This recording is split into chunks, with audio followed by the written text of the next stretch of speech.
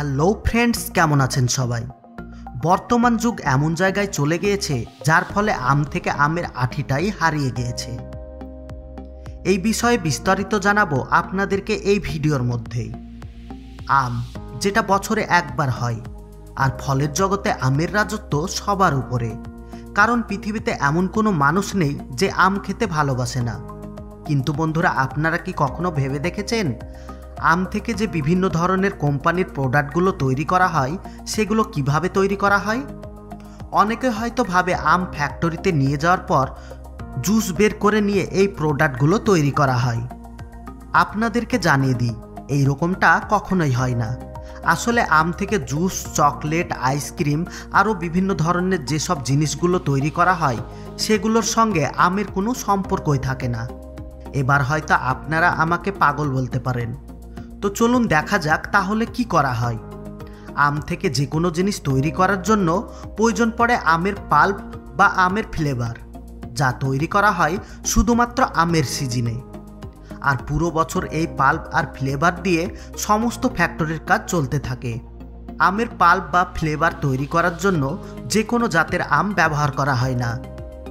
এই জিনিস তৈরি করার জন্য বিশেষ করে ন্যাংরা আম আরও অন্যান্য আম ব্যবহার করা হয়, যেগুলোতে অনেক সুগন্ধি বের হয়। এটা একটা বড় ম্যাঙ্গো ফ্লেভার পাল্প ফ্যাক্টরি। এই ফ্যাক্টরিতে বিভিন্ন গ্রাম থেকে লরিতে করে আম নিয়ে আসা হয়।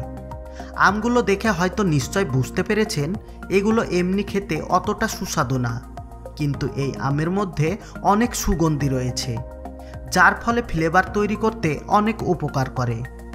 সর্বপ্রথমে আমগুলোকে ফ্যাক্টরির মধ্যে প্লাস্টিকের কার্টনে লোড করে সাজিয়ে রেখে দেওয়া হয়। এখানে আমগুলোকে 2 দিনের জন্য রেখে দেওয়া হয় যেন ভালোভাবে পেকে যায়। আর অন্যদিকে বড় চুন্নিতে আগুন রেডি করা হয়। তারপর কন্টেনারের মাধ্যমে আমগুলোকে পাঠিয়ে দেওয়া হয় ক্রাশিং সেকশনে। এখানে সামনে কয়েকজন ওয়ার্কার হাত দিয়ে কনভার বেল্টের উপর থেকে নোংরা আবর্জনাগুলোকে আলাদা করে নেয়। তারপর এই অ্যাডভান্স মেশিন সম্পূর্ণ আমের জুসকে আলাদাভাবে বের করে নেয়। এরপর অনেকগুলো ফিল্টারেশন পাইপের মধ্য দিয়ে গিয়ে হিটিং মেশিনের মধ্যে জমা হয়। হিটিং মেশিনের নিচের দিকে একটা পয়েন্ট করা থাকে, যেখান দিয়ে পাল্প একটা ড্রামের মধ্যে স্টোর করা হয়। এখানে ড্রামের মধ্যে ডাইরেক্ট পাল্প রাখা হয় না। প্রথমে শক্ত একটা প্লাস্টিকের প্যাকেটে প্যাক করা হয়, তারপর ড্রামকে ওপর থেকে সিল করে দেওয়া হয়। এইভাবে একটা ড্রামের মধ্যে 500 লিটার করে পাল্প স্টোর করে স্টোর রুমের মধ্যে রেখে দেওয়া হয়। আর এখান থেকে সমস্ত ফ্যাক্টরির চাহিদা মেটানো হয়। আর এই পাল্প থেকেই শুকনো পাউডার তৈরি করা হয়। যেভাবে দুধ থেকে পাউডার দুধ তৈরি করা হয়, ঠিক সেই রকম একই প্রসেসে ফ্লেভার পাউডার তৈরি করা হয়। চলুন এবার দেখা যাক এই আমের পাল্প দিয়ে কিভাবে লোকাল ফ্যাক্টরিগুলোতে লোকাল প্রোডাক্টগুলো তৈরি করা হয়। লোকাল ফ্যাক্টরিগুলোতে বেশিরভাগ পাউডার ফ্লেভার ব্যবহার করা হয়, আর জলের সঙ্গে স্যাকারিন মিশিয়ে এই ফ্লেভার দিয়ে দেওয়া হয়। বর্তমান বাজারে ভারত আর বাংলাদেশের প্রাণ কোম্পানি নামে এই ডুপ্লিকেট জুস প্রচুর পরিমাণে বিক্রি করা হচ্ছে। এই জুস বিক্রি করে দোকানদাররা 3-4 গুণ বেশি লাভ করতে পারে। আপনারা দেখবেন কিছু কিছু দোকানে ফ্রুটি চাইলে ফুটো নামের প্যাকেট হাতে ধরিয়ে দেয়, আর প্রাণের জুস চাইলে ডুপ্লিকেট প্রাণ ম্যাঙ্গো জুস হাতে ধরিয়ে দেয়। যেহেতু এগুলো ডুপ্লিকেট প্রোডাক্ট, এই জন্য খাওয়ার সময় দেখবেন এর মধ্যে থেকে কতকটা ওষুধের মতো গন্ধ বের হয়। আপনারা কি কখনো এইরকম জুস খেয়েছেন? যদি খেয়ে থাকেন অবশ্যই কমেন্ট করে জানাবেন। চলুন এবার দেখে আসি আমাদের প্রিয় মাজা কিভাবে তৈরি করা হয়। এর আগের ভিডিওতে আপনাদেরকে আমি খুব ভালোভাবে দেখিয়েছি। মাজা তৈরি করার মূল যে জিনিসটা ব্যবহার করা হয় সেটা হচ্ছে কুমড়োর জুস, আর তার সাথে ব্যবহার করা হয় ম্যাঙ্গো ফ্লেভার।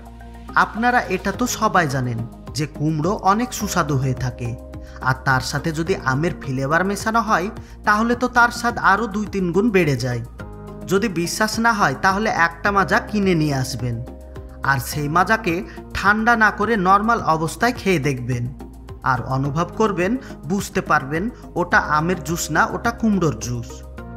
বন্ধুরা, এইভাবে আমের ফ্লেভার থেকে আর পাল্প থেকে চকলেট, আইসক্রিম, বিভিন্ন ধরনের জুস তৈরি করা হয়। যেগুলো আপনাদের সামনে পরিষ্কারভাবে তুলে ধরলাম। চলুন এবার আপনাদেরকে এমন একটা জাতের আম দেখাই যে আমের মধ্যে কোনো রকম আঠি থাকে না।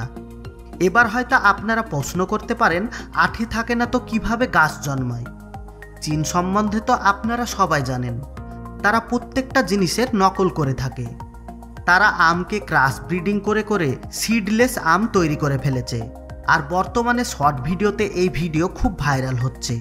চীনের প্রত্যেকটা জায়গাতে এখন আঠিবিহীন আম চাষ করা হচ্ছে। ভারতের অনেক জায়গায় এই আমের আবাদ করা হচ্ছে। ভারতে যখন এই আম চলে এসেছে তো বাংলাদেশেও আসতেও এটা সময় বেশি লাগবে না। এবার আপনাদেরকে কিছু গুরুত্বপূর্ণ কথা বলি যেগুলো আপনাদের সবার জানা উচিত।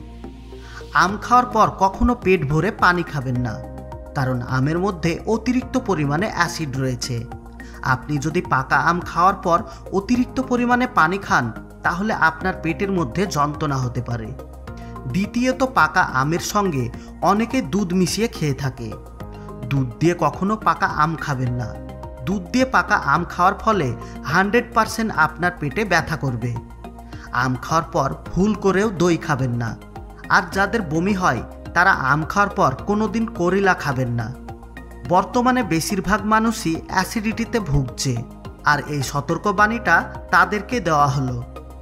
বন্ধুরা, আপনারা কি কখনো ভেবে দেখেছেন এক একটা দেশের ফল এক এক ধরনের হয়ে থাকে?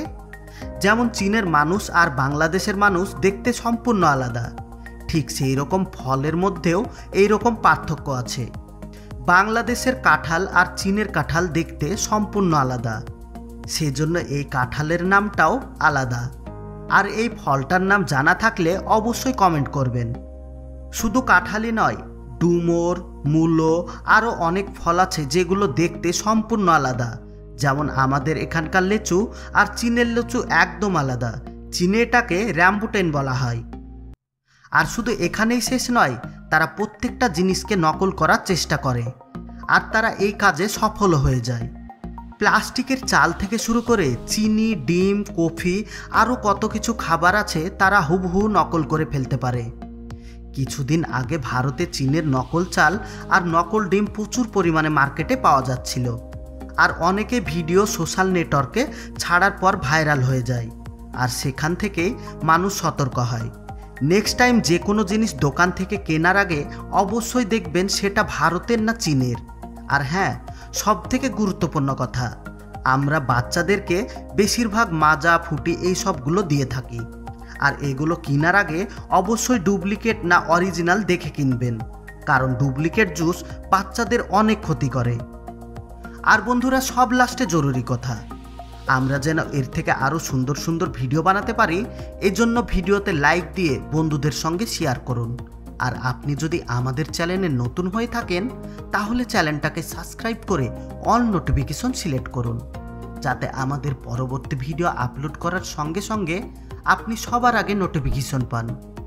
এতক্ষণ পর্যন্ত সঙ্গে থাকার জন্য আপনাকে অসংখ্য ধন্যবাদ।